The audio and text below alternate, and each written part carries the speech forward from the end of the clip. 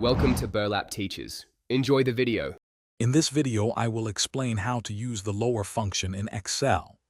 This powerful tool helps you quickly convert any uppercase text into lowercase, making your data consistent and easier to manage. Whether you are cleaning up imported data or standardizing entries, lower is incredibly efficient. It processes text strings, ensuring all letters become lowercase while preserving numbers and special characters. Let's dive into the simple syntax and practical applications of this function. The syntax for the lower function is straightforward. Simply type equals lower, followed by an open parenthesis, then your text argument, and finally a closing parenthesis. The text argument can be a direct text string enclosed in quotation marks, or more commonly, a reference to a cell containing the text you wish to convert.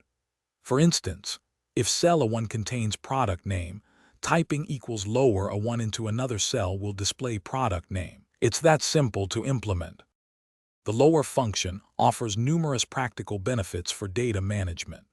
Imagine you have a list of customer names or product codes with varying capitalization. Lower can quickly standardize them all to a uniform lowercase format.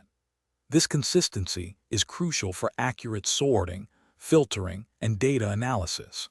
It also helps in preparing data for other functions like VLOOKUP or match, which can sometimes be case-sensitive. Using lower ensures your data is always ready for precise operations.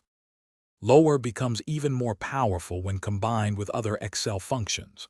For example, nesting it with trim like equals trim lower A1 will first convert text to lowercase and then remove any leading, trailing, or extra spaces, providing exceptionally clean data. You can also use lower within logical functions, such as if statements, to perform case-insensitive comparisons. This allows for more flexible and robust data validation and conditional formatting rules, enhancing your spreadsheet's capabilities significantly.